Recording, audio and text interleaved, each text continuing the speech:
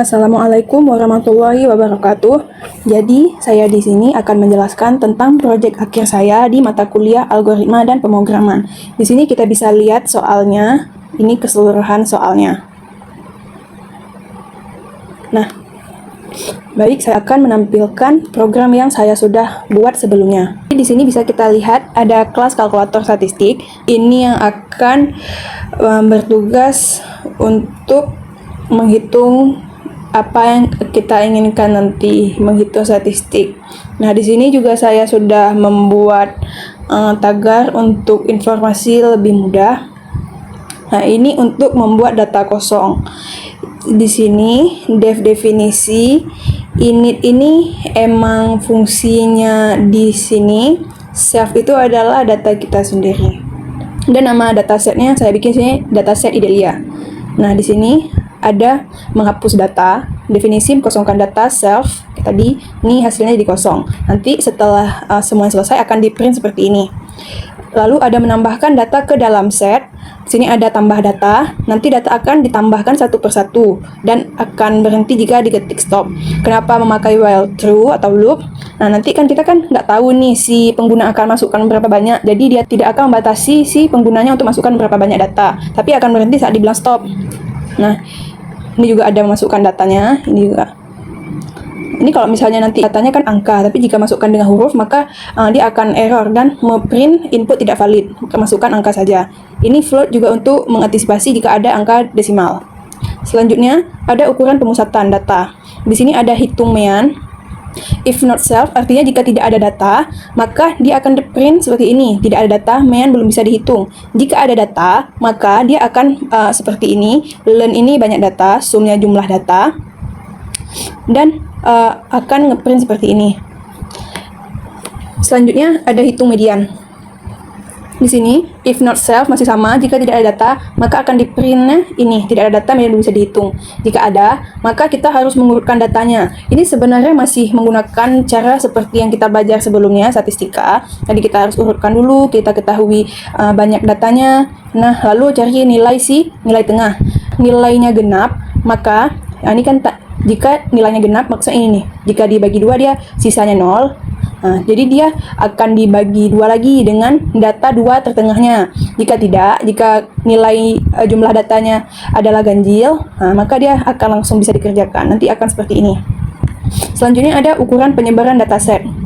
Nah, di sini ukuran penyebarannya ada if not, masih sama, jika tidak ada data maka akan di print seperti ini. Jika ada, maka data akan diurutkan dulu seperti ini dengan data yang sudah kita masukkan sebelumnya. Yang pertama tadi, ada jumlah data, ada data minimal, ada data maksimal. Nah, ini juga sama seperti rumus yang kita belajar sebelumnya, variance. Nanti kan ini kan sudah dijumlahkan, atau kalau misalnya di rumus di statistika itu kan pakai sigma, sama juga dengan jumlah sum. Nah, nanti setelah itu tinggal dibagi dengan n, jumlah data. Nah, lalu simpangan bakunya nanti tinggal diakarkan atau dikali 0,5. Selanjutnya ada kuartil pertama dan kuartil ketiga. Ini indeks, yaitu nilainya. Kalau misalnya di statistika kan kuartil 1 itu kan sama dengan 1/4, kalau kuartil 3 itu 3/4. Nah, ini juga untuk memastikan datanya. QR nih Q3 kurang Q1. Ini akan di print seperti ini. Sumari statistik, dia itu kode yang kita sudah jalankan sebelumnya akan dicantumkan ke sini semua. Jadi ini semuanya sama. Kenapa ditulis ulang? Karena kan di pilihan nanti kita ada bikin khusus di sumari statistikanya. Ini emang sama kayak sebelumnya ya. Lanjut ada korelasi person. Nah, ini kita juga pakai definisi. Ini tandanya jumlah datanya itu harus sama. Jika si data X-nya 3, maka data Y juga 3. Jika nanti data tidak sama, dia akan return lagi. Nah, selanjutnya di sini ada kita lihat n itu banyak data. Habis itu mean X ini ya mean atau rata-rata. Nah, ini itu jumlah kalinya, jumlah si X Y, jadi X dan Y dikali, maka akan seperti ini. Jadi kita lihat dari jumlah X, Y-nya. Di sini juga sama, jadi X dikali Y, nanti akan dijumlahkan pakai sum. Nah, ini apa arti for I dalam in? Nanti kan kita akan hitung satu-satu. Misalnya data 1 ini 1/3. Nanti seterusnya tuh akan N kan, sampai menutup N. Nah, jadi for I N ini semuanya seperti itu. Nah, selanjutnya ada model regresi linear. Nah, ini juga sama pakai rumus yang seperti kita ketahui. Nah, di sini kan juga sama jumlah data total X. Nah, ini juga for I in range. Tergantung dulu kalau misalnya kan kita kan hitungnya satu-satu. Jadi kayak data 1 di X, data 1 di Y. Nah, selanjutnya nanti akan data 2 sampai ke data N. Ini for I in range gunanya. Nah, ini ada slope, ada intercept. Nah, ini kan juga hal basic di regresi linear. Selanjutnya ada menghitung koefisien determinasi. Nah, ini juga seperti itu, ada rumusnya sendiri. Saya hanya bikin mesin untuk manualnya aja. Nah, ini juga ada jumlah data pakai learn banyaknya. Di sini ada slope, intercept. Nah, ini self regresi ini masih yang tadi yang ini. Nah, selanjutnya ini sama ya, data rata.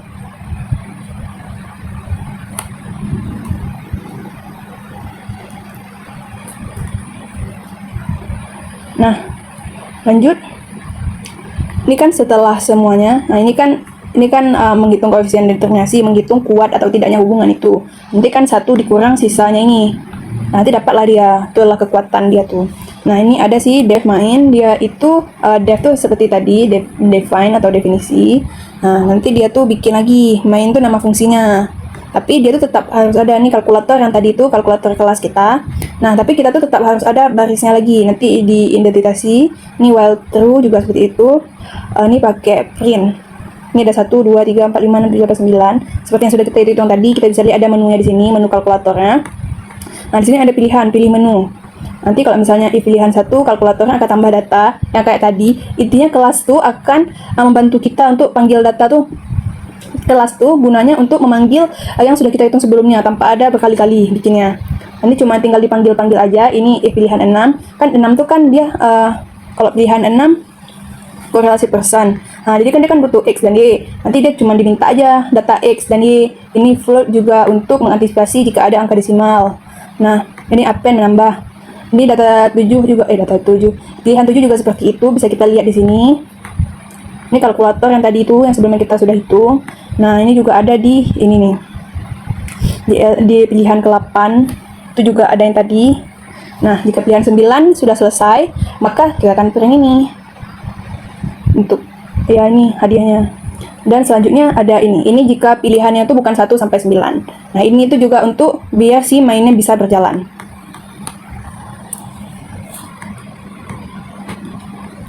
Nah, selanjutnya ayo kita tes untuk ngerunnya sekali. Coba shift enter. Nah, kita coba ditambah datanya dulu. 1. Kita pilih datanya 2 aja ya. 3 sama 5. Nah, ini tekan stop untuk berhenti. Nah, lalu kita tekan 2, yaitu hapus semua data. Nah, 2. Nah, maka dia akan bilang seluruh data telah dihapus, siap mulai yang baru. Nah, karena kita mau lanjut ke nomor 3, kita akan tambah data lagi. Jadi kita tambah ke data lagi, 1. Masukkan data, misalnya 2, 3, 4, 5. Stop. Nah, lalu kita akan bikin nomor 3. Lah, dapatnya seperti ini, rata-rata 3,5, mediannya 3,5 juga. Nah, selanjutnya kita coba di 4. Nah, dia akan dapat seperti ini, 2,0, 5,0. Nah, ini juga yang tadi kita cari sebelumnya. Selanjutnya ada di Sumari. Ini, salah. Ini yang tadi kumpulan semuanya, rangkumannya. Kita tekan 5. Nah, maka akan dapatnya ini. Ini lebih lengkap. Ada jumlah datanya, ada ininya. Nah, selanjutnya kita tekan korelasi person. Ini kita hapus dulu, jangan mengganggu. Kita tekan korelasi person.